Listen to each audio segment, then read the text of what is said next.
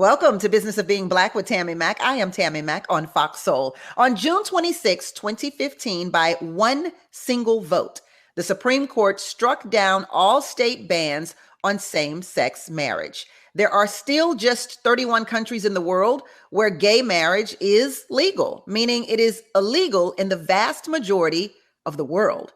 Is gay marriage in the United States settled law, or are there still those who wish to challenge it? The business of being Black today is same-sex marriage. Please welcome Pennsylvania State Representative Malcolm Kenyatta. Hi, Malcolm. Celebrity chef Good to be back with you. Robinson is with us. Hi, Chef Cordell. Hi, Tammy. How are you? Good. Philadelphia Republican advocate James Whitehead on deck. Hi, James. How you doing? Good. And Pastor Rodney R. Nichols of Garden of Praise Christian Fellowship is with us as well. Let's kick things off as I ask the question every day, every show: why should Black people care? Why should Black people care about same-sex marriage as settled law in the United States? Take it away, Malcolm.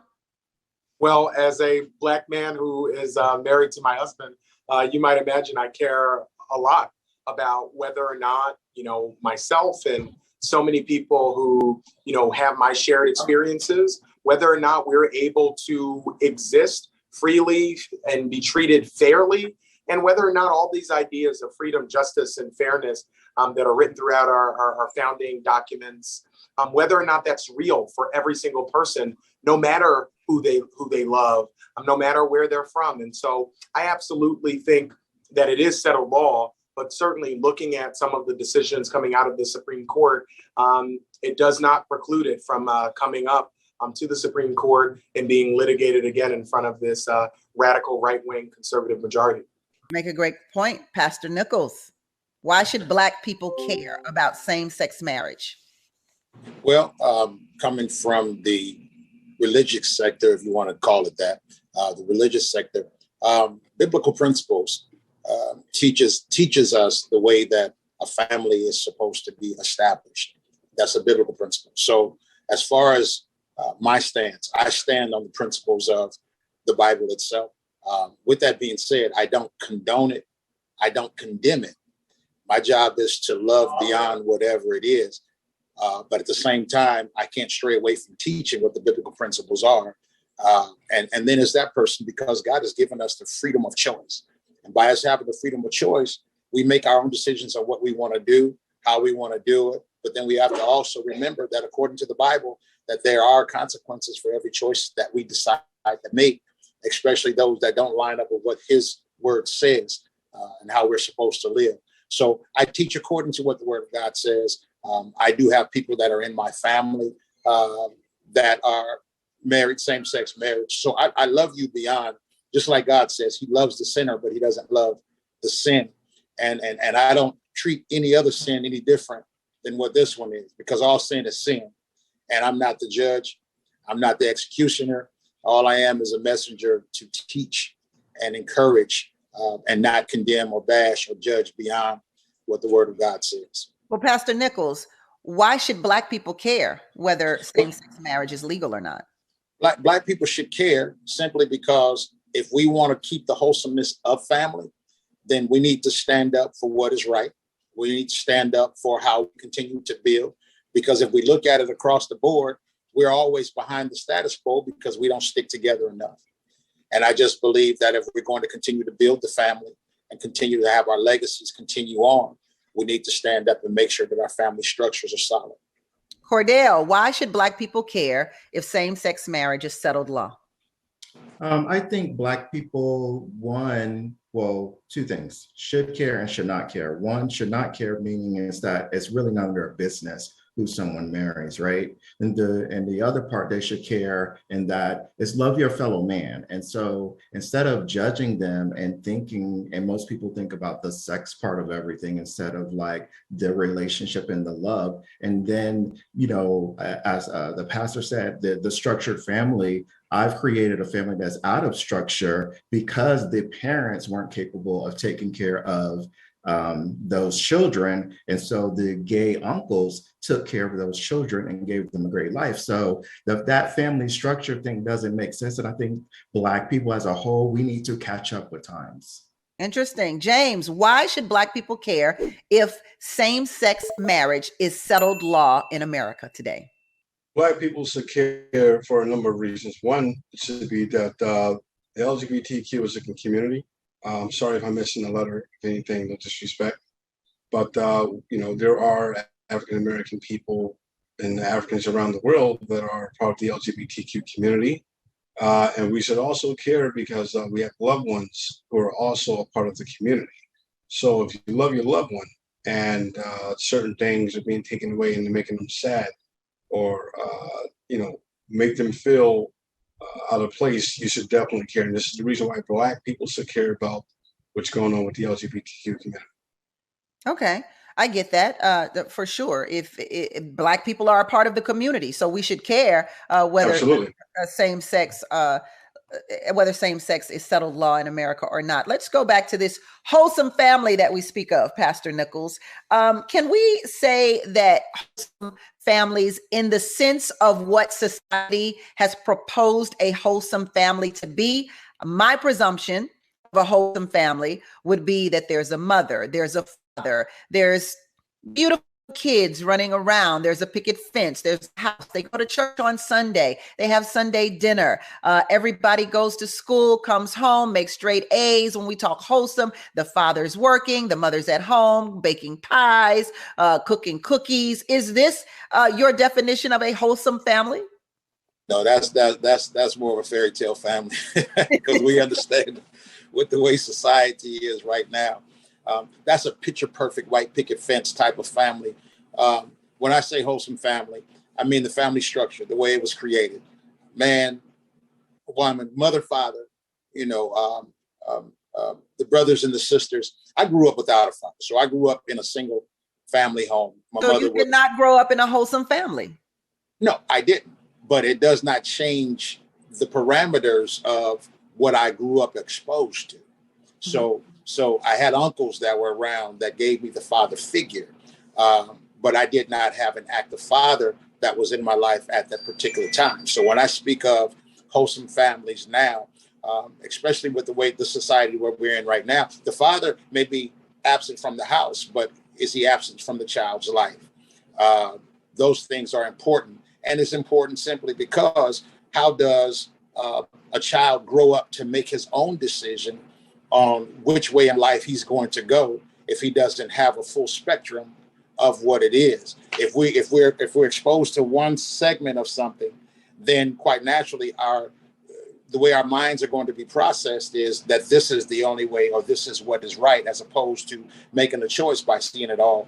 And a wholesome family. I love that theory. I love that theory because I think it's most people's theory that if you are not raised by a mother and a father, and perhaps you're raised by two mothers or two fathers, then you too will be gay and have a mother if you're a woman. I mean, have a wife if you're a woman and a husband if you're a man. But if that's the case, Malcolm, if that is in fact the case, that if I'm looking at a household that is not wholesome by definition of Pastor Nichols,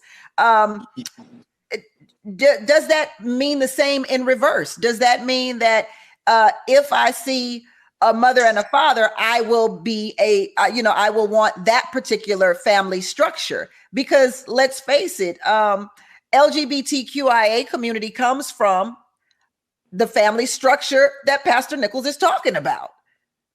It absolutely does. And, a lot of, what you're hearing is, disconnected, not saying those aren't views that the pastor deeply holds, but they're disconnected actually from biology, disconnected from what we know about history, same-sex couples and relationships and queer people, folks across the spectrum of LGBTQ plus have always existed. And there are examples, replete across, the continent of Africa and so many other cultures as well, where not only were they treated with respect and dignity, but in some cultures, particularly folks who are non-binary or two-spirit, as many Native cultures refer, those folks were revered within their communities and within their cultures. And so, you can really replace wholesome with hatred in so many instances. Maybe that's not what the pastor means, but the type of tepid tolerance that he suggests is, right among people in the faith community. But I'm happy and I'm blessed to go to an affirming church, a Baptist church, one of the longest continual operating churches in Philadelphia, where my congregation supports me being exactly who I am, supports my family, understands that my family is incredibly wholesome, understands what we give back to the community, the ways that we are engaged. And Let I'm me go to blessed that my James real pastor quick here. solemnized Let me our go to marriage. James real quick here, Malcolm. James, listen, let's just keep it real. Some people think that if there are gay people who are raising children, that the children are going to be gay. I would say yes. There's a greater opportunity and a greater chance, right? Because if a child grows up in a household where it's same-sex marriage, there's proven fact that they're more likely to go into that sort of lifestyle. I don't think it's fair. And back to what the pastor is saying when it says wholesome, right? Because the children are young and mild. They're not fully developed. I'm not sure that it's proven fact. I'll have to get your statistics on that and your source. Yeah, it's not proven fact, and I would like you to stop referring to it as a lifestyle. On Business of Being Black with Tammi Mack. Welcome back to Business of Being Black with Tammi Mack. I'm Tammi Mack, and today the business of being Black is same-sex marriage. Is it settled law in America? Listen, people who fight for the idea that same-sex marriage shouldn't exist say that if children are raised by gay people, the children are going to be gay, almost as if it's like some kind of disease you can catch. And James says that, yes, that is a proven fact. Malcolm says not at all. James, finish your thought, please. So what I was saying is, and this is no disrespect to Malcolm, I love him. I love you to death, brother. And my thing is, when you target children young and they're not fully developed, it's sort of more like geared towards that sort of lifestyle. It's almost like as if you said, hey, I impose, it's almost like an oppose, like you say, hey, you're not giving them an opportunity, I feel, to make a decision rather if they want to be gay or not. Because if they grow up in it, they're going to think that that's going to be okay. And I think that that's wrong because especially if they grew up in that. And children are not fully developed to truly understand whether or not if they're part of the LGBTQ community plus, or rather if they're straight. Pastor Nichols, I see you wanting to chime in here. Yeah, I just kind of wanted to piggyback off of what James was saying. We know that the first few years of a child's life is the most influential times of that child's life. And as he was stating about it not being fair, when you allow seeds to be planted, it eventually takes root. And basically what happens is, as he was stating, how it seems to be unfair. Now, when they're the adolescents, when they're in the months of the first, there is no information. There are no statistics that prove that. I get that. But at the same time, there may not be a fact that you can go and that you can look at. But if we just look at the common knowledge of how children grow accustomed to things that they see faster than they grow accustomed to something that they are just adapted to. A child normally will gravitate towards something that he is exposed to faster than he will developing something on his own, especially from a young age. You may not find a written fact, but if you go through life, you'll see that from one family to the next, to the next, to the next. Like a lot of times, if that is true, then I'm sorry, I'll go here. Cordell, if I'm raised by gay parents, my potential of being gay is exponentially greater, says James and the pastor. That is not true, because first of all, that means that the statement of gay is a choice is, I guess, their beliefs. And I respect your beliefs, but gay is not a choice. What we have to go through as gay people, why would we choose this at all? It doesn't make any sense whatsoever. And being raised by Cordell, not to cut you off, but to cut you off. Cordell, what Pastor and James are suggesting here, though, is that if you are married, and you and your husband are raising a child, the choice that they would have would be the example of you and your husband. So actually the choice would not be the example, because we would not teach them, or we would not target them. As James said, he used the word target. We would not target them to want them to be in a same-sex marriage. They will be free to whatever they were born to be. It would not be purposefully, okay, they're going to be gay because they see a same-sex couple. For example, I raised my niece and nephew. My niece is not gay at all. My nephew is gay, but that has nothing to do with us being gay. So how does that factor?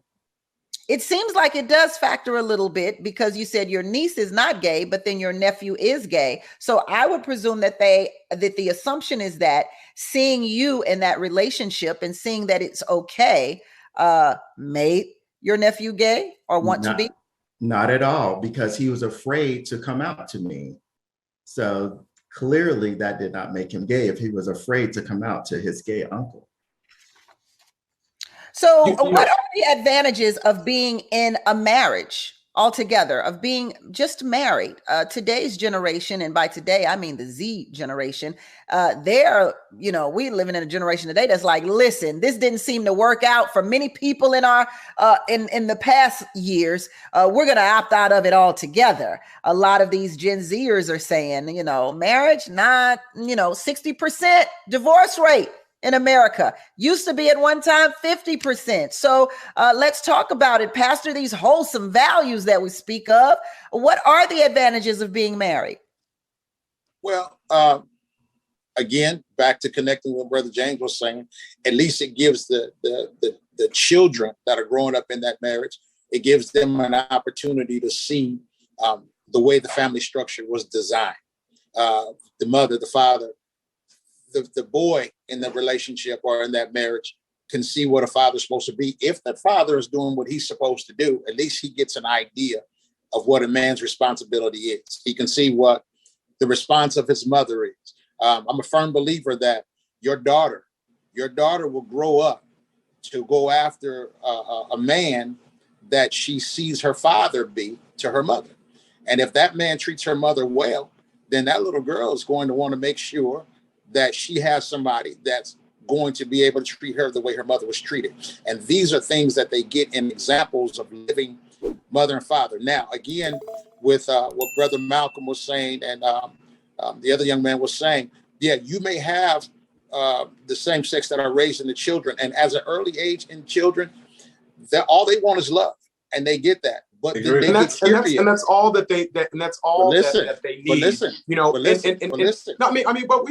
I think we got it. And you know what? I've listened to messages. I've listened to messages from Pastor respectfully. I've heard your message is not new. Your message is rehashed, reheated. It's the same type of thing I've heard my entire life. Malcolm, let's let Pastor finish his thought. Malcolm, let's let Pastor finish my thought. Please finish your thought, Pastor. Because I do want you to understand, by no way am I condemning anything. You know what I say? I don't condemn anything. Your choice is your choice. But at the same time, when we're coming up and we're dealing with the children that are coming up in these marriages, it's our responsibility to expose them to the things that's going to be healthy for them and allow them to make their decision based off of everything across the board. So may I ask what's unhealthy about a same-sex marriage to children? What's unhealthy about that? Since you say it's healthy. What's unhealthy about it? Okay, I'm glad you asked that. According to the way that man and woman was created, if it was healthy and if it was okay, then when God created us, he would have made man to be able to have a baby as well as be able to produce a baby. And he would have made a woman to be able to have a baby as well as to produce a baby. But those are your beliefs. He gave you male, he gave you and they don't believe in the Bible. I want to get Malcolm in here. Real quick. Go ahead, Malcolm. So again, right? The framing of this is sad, but it's predictable. And let's be very clear for all the LGBTQ youth who might be watching this conversation. We're not waiting around of whether or not we are condemned by you or not. My existence is not made fuller by knowing whether you hate me or whether you love me. And a lot of what you are repeating today are tropes that we should be trying to disrupt tropes that uphold white, straight, male patriarchy, frankly, and are disconnected from any type of developmental science that we have available to us. What young people need, and I know this as somebody who has studied this deeply, who's been a fellow for the Hunt Keen Fellowship, all about education, talked to as a legislator, higher ed, all the way down to kindergarten and pre-K, folks who do this, who do have facts, who do have data. What kids need is a loving home. And what they also need I want to are stop you loving there, Malcolm, adults. because you have a point. Kids do need a loving home. And I'm wondering why it's different if that love comes from two men, two women, or a man and a woman. We're going to talk about that. We're going to talk about that. We're going to talk about that when we come back, because Pastor Nichols, I want to know, if same-sex marriage were to be banned today, what should become of the same-sex couples who are already married? We're going to take a break and come back and complete this thought on business of being Black. Yes, today, the business of being Black is same-sex marriages. Should it be settled? Why are we still arguing about this? Why is it still up for debate? We'll be right back. Welcome back to Business of Being Black with Tammi Mack. Today, the business of being Black is same-sex marriage. Please welcome Pennsylvania State Representative Malcolm Kenyatta, celebrity chef Cordell Robinson, Philadelphia Republican advocate James Whitehead, and Pastor Rodney R. Nichols of Garden of Praise Christian Fellowship. Listen, this topic has been around for ages, and I mean ages, but let's talk a little deeper. Japan is the only nation in the G7 that has not legalized same-sex marriage. Just yesterday, a Japanese court upheld a ruling that states gay marriage is unconstitutional. Do you think Japan and other powerful countries are more likely to move towards legalization, or are nations more likely to move in the direction of same-sex marriage being illegal, Cordell? I think it's going to move more towards legalization. One, they see the economic advantage of it. Two, the generations behind us, Generation Z, they have a totally different outlook on life and the way they view things. And as we get older and they begin to take over, they're going to change all those things. So I think it's going to be in a direction that one day the entire planet is not going to be a problem.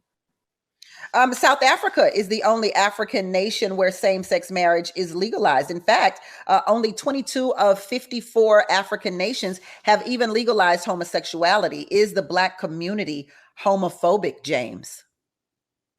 I don't think that's homophobic. It goes right back to what Cordell stated. They just need to feel comfortable with coming out. And in certain nations, in certain countries, you know, if you come out as an LGBTQR, then the chances are you may be losing your rights. Now, I don't oppose same-sex marriage. I just think that like in the United States, well, you know, they just pass it for all 50 states. I don't think that should be that way. I think that the people of these 50 states should vote rather than not they want same-sex marriage, because sometimes we can feel like we're on the pressure and they're almost imposing their will in terms of the LGBTQ to us. Like if you look at certain cartoons, and everywhere you turn, there's LGBTQ there. Again, I don't have a problem. I don't have a problem with them coming out and wanting to be represented. But I think that there should be networks where they're able to show like LGBTQ. There shouldn't be a point where I'm turning on kind of like BET, where we can show Black people and then the rest. Yes, exactly. Because then the rest of the networks don't show Black people. We just have one station relegated to Black people. Right. So let me interject. That doesn't make any sense. So that means that, then I'm tired of saying just all straight TV, all TV with straight things for all my entire life. So now that I see my community represented across TV and across channels, and is given exposure, which is really good, because that's what we need. We need communication, like dialogue that we're having now, and exposure so that people can understand. We've been exposed to the straight culture all our lives and for centuries and generations, but now there's new exposure to the gay community, the LGBTQIA community. And that exposure is just, we understand that, it's not going to be embraced immediately. It's not going to be accepted immediately, but at least have an open heart and open mind about it to understand people's own values and own outlooks on life, instead of like, it's being pushed upon us. I don't want to see a gay commercial. Well, I don't want to see a straight commercial. I can kind of say that vice versa. So can I ask you a question, Cordell? Like that? Sure. Quick question. So, like, how's the LGBTQ plus community feel about, like, say for instance, we have the Buzz Lightyear movie and they're exchanging kisses between the same sex. Now, how does from I know you can't speak for the entire LGBT community, but respectfully, from you, how do you feel about LGBT getting a role in kids' TV shows and them being exposed to that sort of lifestyle? Do you think that, like, I'm just asking, do you think that, I think his question here, Danielle, is do you think that the LGBTQ plus community should be exposed to children? Okay, so right. So yes, I think so, because what is so wrong about it? I think you're coming from the context or idea or point of view of the sex part between LGBTQIA instead of the relationship part. And they're two totally different things. And people need to realize, stay out of our bedrooms and look at what we actually do and bring to the world. It's nothing bad. Two people, like two straight people kissing, is the same thing as two same-sex people kissing. Children have been watching that all the time. It's been on cartoons, it's been on different kids shows of two straight people kissing. So now if it's two same-sex, it's a problem, it's a big deal. That's just because the world's not used to it. Yeah, it's not been normalized, which is why Cordell is suggesting that it be represented so that it become normalized. But I understand Pastor Nichols is saying, no, we cannot normalize these things. Pastor Nichols, I do want to ask you this because Cordell talked about raising his niece and raising his nephew. Now, my assumption, and correct me if I'm wrong, Cordell, here, I don't want to speak out of line, but my assumption is that anytime someone else is raising someone else's children, it's because that there was something not working within the structure and the confines of that family. So they had to move somewhere where they would be in a better environment. Do you believe that Cordell should have had a right to take care of his niece and his nephew and put them in that environment? Or should he have left those children in an environment with a man and a woman? Is that a better situation than it being a gay situation? I believe that if that child was in a bad situation, I actually commend him for wanting to get that child into a better situation. I commend him for that, because no child needs to be into a bad situation. My only thing that I say about that whole situation is, and then again, when he took those children, whatever seed was planted had already been planted, and it wasn't necessarily planted from when they got with him. That seed may have already been planted for, some time before. So it wasn't his lifestyle at that moment that maybe exposed that, because these seeds are planted in children when they are young. They take root when they are young. And so they just get developed as they grow older. So I wouldn't, if I had to point a finger, I wouldn't be able to point the finger at him and say it's his lifestyle that the kid. I'd like to bring up a hypothetical situation, because it's interesting here. If there were a man and a woman who were married, and two men who were married, and there were children who watched that man and woman, and watched that man in that male-female relationship beat that woman on a daily basis, are the children better off at the age of 3, 4, 5 with that man and woman, or the children better off with a same-sex marriage? That's a tight question to ask, Miss Tammi. Well, I don't. I mean, seriously, you would prefer. Now, listen. That's a tough question. Now, listen. Now, I'm gonna say the same thing to you all that you said to me, because now, basically, what you're doing is you're bashing me before I even get a chance to make what I'm telling you. You're trying to put me all the way down at that moment, and I didn't even say anything yet. But you're trying to put me down. What I'm getting ready to say to you is this. Uh-huh. Anything negative that child is exposed to is not healthy for that child being young. I don't condone same-sex marriage the same way I don't condone a man beating a woman. So then It's that no child different. should go into the system? Is that I don't believe the child should go into the system for that particular moment. No. Maybe that child should be with that same-sex marriage for that moment. At this moment, that child is completely confused anyway, because now he's seeing his mother being beat by his father. Then he goes and he sees something else. So at this particular moment, love is going to be the thing that's going to help him at least have some form of being able to think positive or whatnot.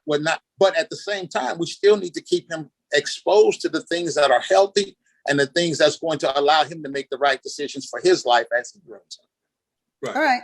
Okay. Go So we'll hold that thought, James, because we got to take a quick break. But do religious institutions dictate marriage laws for society, regardless of what the dominant religion is in any particular country? We want to talk about the religious aspect of it when we return on The Business of Being Black with Tammi Mack on Foxsoul. Welcome back to Business of Being Black with Tammi Mack. I am Tammi Mack. Do religious institutions dictate how people should be married? Our panel will continue the conversation in a second, but now I want to give some business to everyone who wants to be financially free. What's the 3-week rule? Wait, 3 weeks to buy that new car. Yeah. Wait, 3 weeks to refi your home mortgage, and wait, 3 weeks to finance any major purchase. Lately, I've been waiting 3 weeks to buy groceries, y'all, but I found that there is something to the wait, especially if you are like me and watch your credit score like a hawk. I be watching it, y'all. I see your credit score up, down, up, down. Oh, I see you. I be watching y'all every week. But the 3-week rule, that's the real business. Why 3 weeks? Because that's how fast the average Score Master user takes to boost his or her credit score by an average of 61 points. And listen, 61 points added to your credit score can save you tens of thousands on everything we finance. Score Master technology was developed by credit data scientists to boost your credit score higher and faster than you thought possible. ScoreMaster is so easy. It takes about a minute to get started, and you don't have to wait months for your best credit score. Try ScoreMaster today and see how many plus points you can add to your credit score. Go to scoremaster.com/BOBB. That's scoremaster.com/BOBB. Again, scoremaster.com/BOBB. I don't want anyone telling me what to buy and how much I got to buy what I want. No. That's why I'm consistently tracking my credit. You should track and get yours up too with scoremaster.com. And that's the real business of being Black with Tammi Mack. We'll be right back. Welcome back to Business of Being Black with Tammi Mack. I am Tammi Mack. The business of being Black today is same-sex marriage. Now, the institution of marriage has traditionally been defined as one man and one woman. Does same-sex marriage do damage to that institution? Malcolm. Absolutely not. And actually, large portions of this conversation, no matter if they come from love, as folks say, have been fact-free and in fact, more harmful to kids who are LGBTQ and questioning than having two loving parents. Folks don't get credit for allowing people to exist in their wholeness and in their humanity.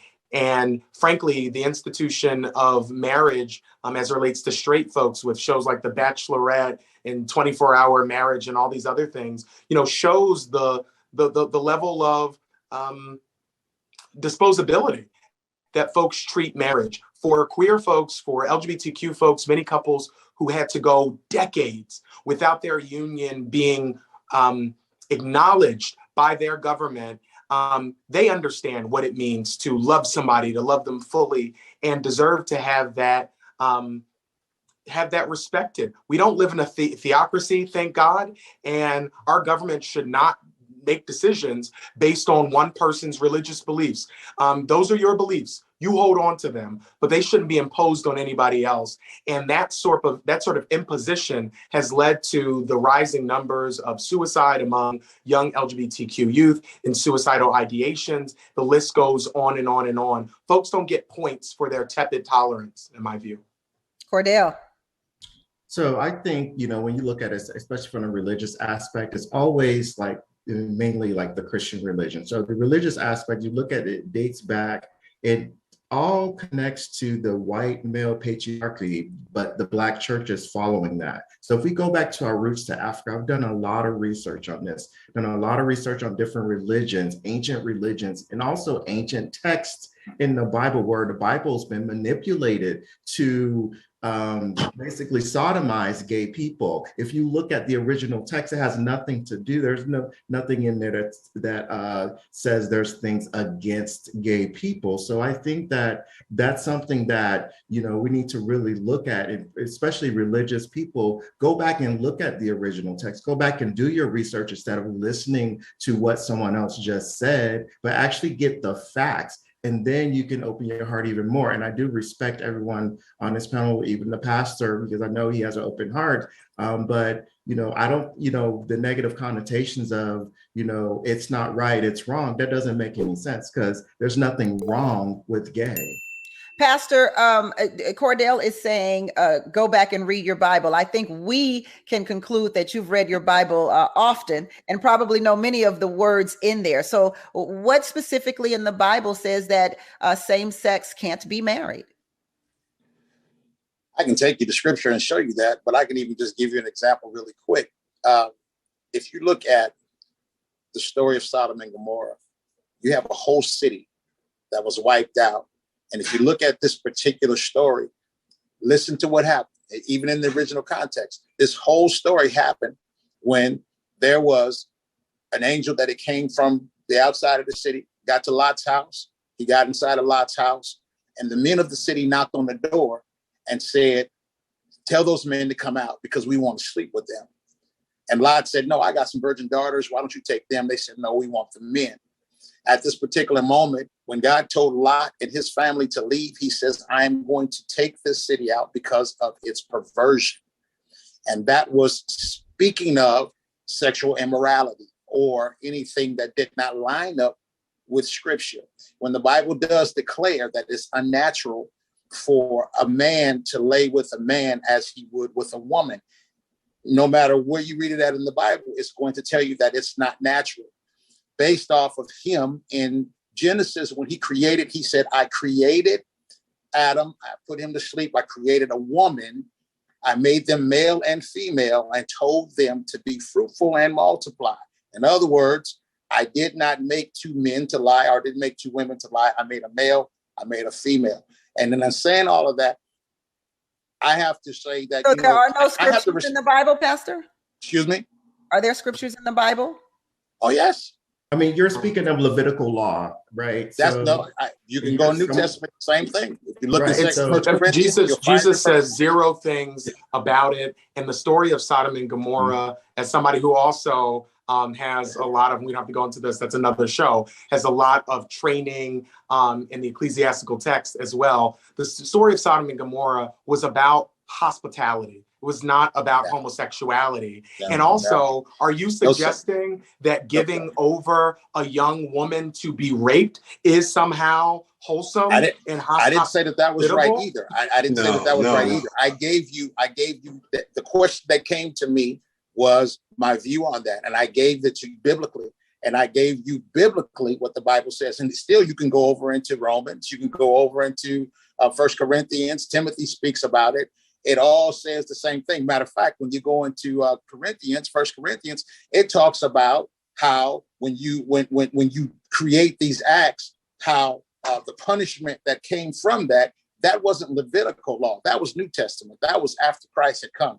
So therefore, it substantiates all the way across the board what the Bible says about it. Now, I want to get James in here. Hold that thought, Pastor. I want to get James in here. Go ahead, James. Now, I remember you asked a question. You stated, quote me if I'm wrong. you ask, does same-sex marriage does any damage to male and female marriage, right? Yes, I think it does. Now, this is the problem. You can't procreate with two men, and you can't procreate with two women. So there needs to be a balance between the two, right? The problem that I have with some of the LGBTQ I want to ask is, like, social media is big, right? So my thing is, how can we differentiate between someone that truly feels as though they're part of the LGBTQ community plus versus a fad? Because social media can easily influence, and then you also have children who are easily influenced. Like, how do they know this is something they want to be versus this just being a fad? Like, I need to understand. I would think that when someone gets married, they probably know. Exactly. And I think at the end of the day, if it's not your children, it's none of your business, right? So what those children are exposed to, what those parents allow their children to expose to, and see how they control their social media, that's those parents. But you as a parent, if you have children, I don't know, that it's your job to raise your children how you want to raise your children. You can't impose your views on other people. That doesn't make any sense to say, James, you seem a little exasperated when Cordell said that. Yeah, because it's like, because they say I can't impose what my views is. But every time I turn around on television, the LGBT community is in every space where me and my daughter operates at. So it almost feels like they've always been in the spaces. If your sexuality is that fragile that even the view of somebody who is not also straight shakes you to the core, then that's a deeper question that you have to deal with yourselves. I grew up watching Aladdin, where people are on a magic carpet ride, women and men kissing. And also in that same movie, you had Jafar, who was an old man trying to force himself onto a young woman. And so not only did we saw pedophilia, but it was not of gay men or gay women imposing themselves. We have seen over and over and over images of men imposing their sexual will upon young women, and nobody bats an eye. I remember growing up, and I have a female friend, and people ask at very young ages, is that my girlfriend? And so it is really heterosexual couples that over-sexualize everything. The Bible, I am a Christian, but those are my beliefs. And that is not the ground from which we should debate this question. And a lot of this, again, is grounded in these false tropes that, again, you can hold on to. I'm happy for you to believe it. I don't want to pass a law to stop you from believing it, but I also don't think you have a damn right to pass a law to force what you believe onto us.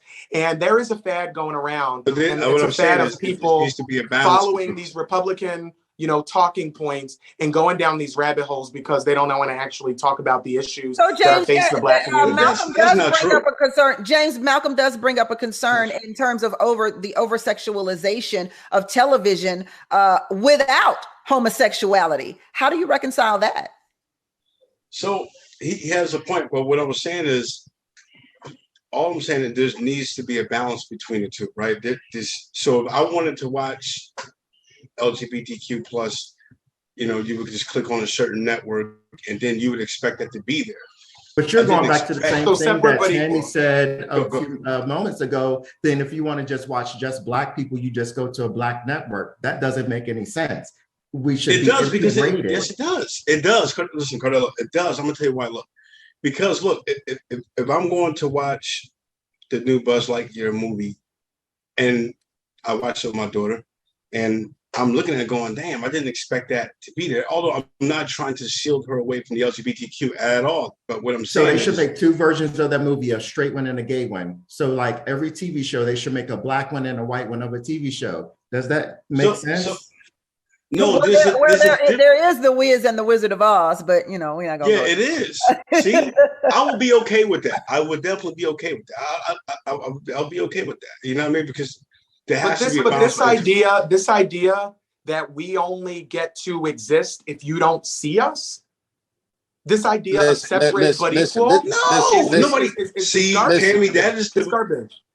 Listen, that's thinking. No, it is. Listen. It's garbage. Watch this. Watch this, guy. All right, Tammy. Watch Go this, ahead, guy. Pastor. I'm not going to watch At the end of the day, for me, at the end of the day, what's going to happen is we can talk about this until the sun came up and went down for the next 150 years. Right. And we may never be on the same page about it, simply because what happens is, me as a pastor, me as standing on my Christian beliefs, I'm going to stand in what I believe in. With that being said, there's a difference. Let me cut you off here for a second. Pastor, let me cut you off for a second here. Let me cut you off because I want to explain the business of being Black. Of course, we can debate any topic for years and years, and two people will have two different sides. The purpose of this show is to open the dialogue so that you can understand the other side, so that you can have facts about the other side. And it's also so that you can open your world to something new and different, because it's not always right. And I'm not talking about homosexuality here. I'm talking about the things that we believe and the things that we are traditionally accustomed to. This normal that we pretend should be normal in America has, it has been disrupted. And so I do believe, and the purpose of my show is to be that disruption, so that people who have these long-standing traditions can maybe say, let me think about that, as opposed to, nope, don't want to hear you, don't care what you say. Black people should be on this channel, white people should be on that channel, Hispanics should be on that channel, and homosexuals should go to that store, and straight people should go to that store. I mean, it is a little ridiculous. It is a little, it doesn't make sense. It's borderline stupid, to be honest, to say that one group of people should watch a certain station and another group of people should watch another station. I mean, really, coming up through the civil rights movement, we should all know, as Black people on this panel, that that is not a way to live. Just in general, we're asking for rights. And so I'm not really asking if anything is right or wrong here. I'm asking how we can move in America with it existing. That is the business of being Black. And the way, and you asked that question, Tammi, it's a great question. And I was going to that as I was trying to explain that a few minutes ago. How we make this, how we exist with it is, at the end of the day, we have to respect whatever my view is and whatever your view is. Even if we don't agree, we have to learn how to respect those views. And I'm speaking from me personally. I teach what I teach based off of the knowledge that I have and based off of my stance and my relationship with God. Now, I teach what the Bible tells me to teach. I don't treat you funny. I don't treat you different because that's the life you choose to live. If you meet me on the street, I don't treat you different. I think we understand. I think you made that clear from the beginning. It's all right. So in saying that, and I think Malcolm has, I would just make the quick point, though. The quick point, and I don't think that you would treat me different either, Pastor. But the point is this: that the views that you are espousing, those views have institutional power. When you have big organizations like your church and like a political party that has decided over the last, year and a half that they are going to make the demonization of a small group their main political priority, that's not just an opinion. With that actually comes decisions. With that actually comes policy proposals. With that actually comes the implementation of those policy proposals. The health of a nation can always be judged by how you treat people in the dawn of their life, in the dusk of their lives, and people in the shadows of those lives, of the people in the shadows of our communities. And the things that have been espoused by you and by James, those shows aren't your opinions. Those are things that have power because there are institutional players that want to move what you are saying and make that the law of the land. Malcolm, you never have heard a gay panel how can we keep up with the things that yet we have to deal with it on the other side? Malcolm, how can we keep up with you and your career? Oh, always at Malcolm Kenyatta, everywhere. All right. James, same question. How can we keep up with you and your career? You could follow me on Instagram, Facebook, and LinkedIn as James Whitehead. All right, Cordell, you've got those deliciousexperience.com recipes. Yes. What's the latest recipe? The latest recipe actually is some mini Wellingtons that I made for an Aston Martin event. They were absolutely delicious. All right. Well, we will check you out on deliciousexperience.com. And Pastor, please tell everyone how they can keep up with your church. You can keep up with our church on Facebook, Garden of Praise, or you can catch us on YouTube at the same Garden of Praise CF. Well, thank you all for being a part of this wholesome family show. Listen, same-sex marriage will always be a controversial topic in America and the world. I mean, beyond. And your beliefs will always remain your beliefs as well, Pastor Cordell, James, and Malcolm. I want to thank you for being on the Business of Being Black with Tammi Mack. Coming up next, get ready for Hollywood Unlocked and Jason Lee on Foxsoul. Until next time, it's a blessing to be in your box. Bye, y'all.